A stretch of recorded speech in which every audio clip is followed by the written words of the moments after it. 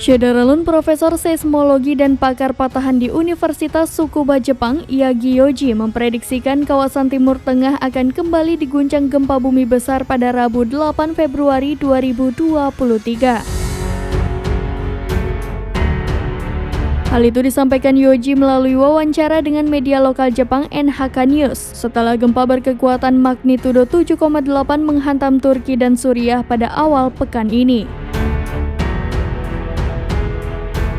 Dalam wawancara tersebut, Yoji menjelaskan ada beberapa patahan besar yang akan bertabrakan dalam waktu dekat. Lempengan yang akan bertemu tersebut disinyalir sebagai lempeng Anatolia Timur Laut dan lempeng Arab. Karena pertemuan kedua lempeng itu berada di dekat epicentrum gempa, sehingga berpotensi menimbulkan gempa yang lebih besar dibandingkan dengan yang terjadi di Turki dan Suriah. Sebelumnya, ahli gempa kondang asal Jepang ini pernah beberapa kali menyampaikan prediksinya terkait adanya bencana gempa.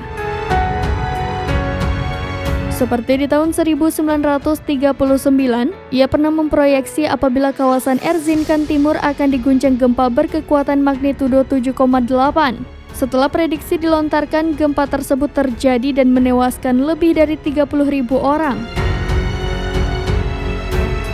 Ada juga gempa bumi lain yang menewaskan sekitar 17.000 orang. Kemudian di tahun 2020 ia kembali memproyeksi kawasan di dekat patahan Anatolia Timur akan terjadi gempa berkekuatan 6,7 magnitudo dan memakan banyak korban akibat tertimbun reruntuhan bangunan, seperti yang dikutip dari Arab News.